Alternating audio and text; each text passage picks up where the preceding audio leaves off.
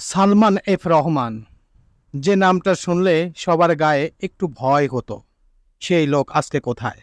অবশ্য বিভিন্ন মিডিয়ায়, বিভিন্ন সোশ্যাল মিডিয়ায় একটি জিনিস প্রকাশ করছে যে তিনি তার বেশ পাল্টিয়েছেন। আসলে তিনি যে বেশ পাল্টিয়েছেন এটা ঠিক আছে, কারণ একটা মানুষ যখন বিপদের মধ্যে পড়ে কিংবা মৃত্যু নিশ্চিত, তখন তিনি যে কোনো কাজই করতে পারেন। অর্থাৎ তিনি যে দাড়ি কামিয়েছেন এবং তার চেহারার পরিবর্তন এনেছেন, সেটা তার দৃষ্টিতে এবং ইসলামের দৃষ্টিতে ঠিক আছে। তবে পাপ যে বাপকেও ছাড়ে না, এটা কিন্তু 100% সত্য কথা। তিনি তার বেশ পাল্টিয়েছেন, যেটাই করছেন না কেন সেটাতেও তিনি ধরা পড়েছেন, কারণ মহান আল্লাহ তাআলার কাছে তিনি এত পরিমাণ পাপ করেছেন, মহান আল্লাহ তাআলা চাচ্ছেন তাকে শাস্তি দেওয়া হোক এবং শাস্তি দিবে, সেটার জন্যই তিনি ধরা পড়েছেন। তো হ্যাঁ ভিউয়ার্স, আজকে আপনাদের সামনে শেয়ার করব সালমান এফ রহমান এই পর্যন্ত কি কি কেলেঙ্কারি করেছেন, তার কি কি দুর্নীতি আছে, সেই বিষয়ের উপরই চমকপ্রদ তথ্য এখন আপনাদের সামনে শেয়ার করব। তো চলুন মূল প্রতিবেদনে।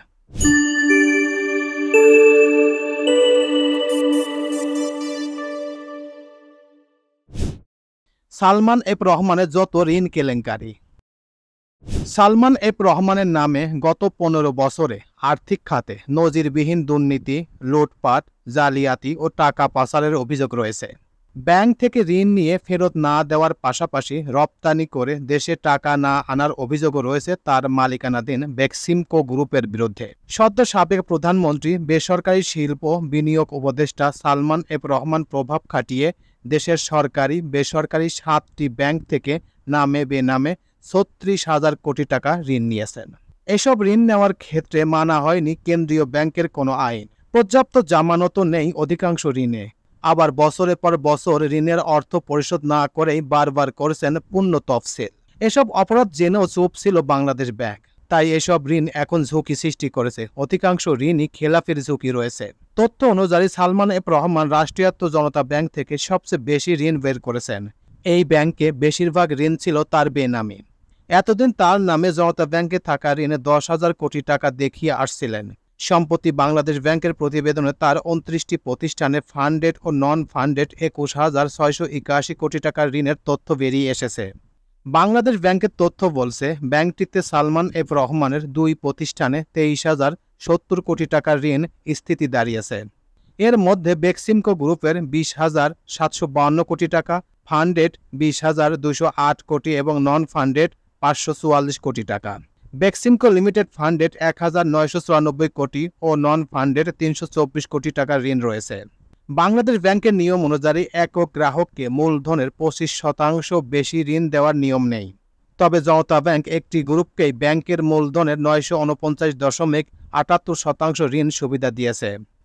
এদিকে সালমান এফ রহমান নিজের মালিকানাধীন আইএফআইসি ব্যাংক থেকে শ্রীপুর টাউনশিপ প্রতিষ্ঠানের নামে নন ফান্ডেড 1,020 কোটি টাকা, সানস্টার বিজনেস নামে 615 কোটি, ফরেস্ট বিজনেস নামে 614 কোটি, কসমস কমোডিটিস লিমিটেডের নামে 612 কোটি, অ্যাপোলো ট্রেড ইন্টারন্যাশনাল লিমিটেডের নামে 455 কোটি, এলটন ট্রেডিং লিমিটেডের নামে 449 কোটি, north eastern construction and engineering লিমিটেডের নামে 421 কোটি, আলফা এন্টারপ্রাইজ লিমিটেডের নামে 649 কোটি ও অ্যাবসলিউট কনস্ট্রাকশন অ্যান্ড ইঞ্জিনিয়ারিং লিমিটেডের নামে 463 কোটি টাকার ঋণ নেন। এর মধ্যে বেশিরভাগ প্রতিষ্ঠানই বেনামী। এছাড়া বেসরকারি খাতে ন্যাশনাল ব্যাংক থেকেও সালমান এফ রহমান নামে বেনামে ঋণ বের করে নিয়েছেন। ব্যাংকটি থেকে এসব ঋণ বহু বছর আগে কোনো অর্থ পরিশোধ না করে নিয়মিত থেকে যাচ্ছেন। জানা যায়, ন্যাশনাল ব্যাংক থেকে ব্লুম সাকসেস ইন্টারন্যাশনাল লিমিটেড অনুকূলে ফান্ডেড 836 কোটি টাকা, বেক্সিমকো গ্রুপের অনুকূলে ফান্ডেড 823 কোটি টাকা, বেক্সিমকো এলপিজি ইউনিট 1 এবং 2 অনুকূল ফান্ডেড 1,234 ও নন ফান্ডেড 59 কোটি টাকা ঋণ নিয়েছেন। তথ্য অনুযায়ী অগ্রণী ব্যাংক থেকে বেক্সিমকো লিমিটেড ফান্ডেড 663 কোটি টাকা, বেক্সিমকো ফার্মাসিউটিক্যাল লিমিটেড নিয়েছে ফান্ডেড 375 কোটি টাকা এবং বেক্সিমকো কমিউনিকেশন লিমিটেড ফান্ডেড 300 কোটি ও নন ফান্ডেড 71 কোটি টাকা ঋণ নিয়েছে। রূপালী ব্যাংক থেকে বেক্সিমকো লিমিটেড 965 কোটি টাকা ঋণ রয়েছে। এছাড়া সোনালী ব্যাংকে রয়েছে বেক্সিমকো গ্রুপের 1,838 কোটি টাকা। এর মধ্যে পুনর্গঠিত ঋণ 1,461 কোটি টাকা। এসব ঋণ পরিশোধ না করার পরও নিয়মিত রয়েছে। অথচ পুনর্গঠিত ঋণের 2 কিস্তি পরিশোধ না করলেই ঋণ খেলাপি হয়ে যাওয়ার কথা। কেন্দ্রীয় ব্যাংকের তথ্য আরও বলছে, এবি ব্যাংক সালমান এফ রহমানের 4 প্রতিষ্ঠানের ঋণ রয়েছে। সবগুলো ঋণই পুনঃপঠিত। এই ব্যাংকের ঋণও বছরের পর বছর পরিশোধ করা হয়নি। ঋণগুলো 2015 সালে পুনর্গঠিত করা হয়। বর্তমান 4 প্রতিষ্ঠানের ঋণের স্থিতি দাঁড়িয়েছে 605 কোটি টাকা। এর মধ্যে বেক্সিমকো লিমিটেডের 120 কোটি টাকা। একই প্রতিষ্ঠানে আরও 55 কোটি টাকার ঋণ রয়েছে। এছাড়া ইন্টারন্যাশনাল নেটওয়ার্ক অ্যান্ড অ্যাপোলোর 83 কোটি এবং নিউ ঢাকা ইন্ডাস্ট্রিজের 345 কোটি টাকা। সাবেক প্রধানমন্ত্রী শেখ হাসিনার বেসরকারি শিল্প বিনিয়োগ বিষয়ক উপদেষ্টা সালমান এফ রহমান গ্রেপ্তার হয়েছেন।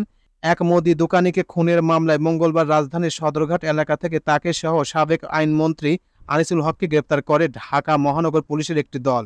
এরপর আদালতে দুজনকে 10 দিনের রিমান্ডও দেয়। তো এই ছিল মোটামুটি আমাদের আজকের প্রতিবেদন। উপরোক্ত প্রতিবেদন থেকে আমরা একটা জিনিসই বুঝলাম যে পাপ বাপকেও ছাড়ে না। পাপ এত পরিমাণ করে ফেলেছে, তার পরিণাম এটা। দেখেন, 16 বছরের রাজত্ব মাত্র 26 দিনেই শেষ, এবং এমন পরিস্থিতি সৃষ্টি হয়েছে যে বাংলাদেশের বুক থেকে আওয়ামী লীগ নামক যে শব্দটা, সেটা একেবারে ধ্বংস হয়ে গেছে। আর এটা হয়েছে তাদের কর্মকাণ্ডের কারণে।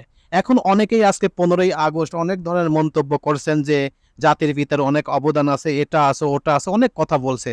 কিন্তু এই পরিস্থিতি কেন সৃষ্টি হলো? কেন জাতির পিতার অনেক মোরাল মূর্তি ভাঙা হলো? কারণ তাদের কর্মের কারণে, যেটা বাংলাদেশের 18 কোটি মানুষ মেনে নিতে পারেন নাই। আর না নেয়ার কারণেই তাদের একেবারে নিশ্চিহ্ন করে দেওয়া হয়েছে। তাই একটি কথা পরিশেষে বলবো, যারা অন্যায় করেন, যারা অন্যায় করবেন কিংবা করতে চাচ্ছেন, তারা সাবধান হয়ে যান। কারণ জনগণ যদি আপনার উপর একবার ক্ষেপে যায়, তখন আপনার অস্তিত্বও থাকবে না। এটার জন্য সবসময় বি কেয়ারফুল বা সাবধান থাকবেন। তো এই প্রতিবেদন আপনাদের কাছে কেমন লাগলো? যদি ভালো লেগে থাকে তাহলে অবশ্যই লাইক, কমেন্ট, শেয়ার করবেন। তো সবাইকে ধন্যবাদ জানিয়ে এখানেই শেষ করছি। আল্লাহ হাফেজ।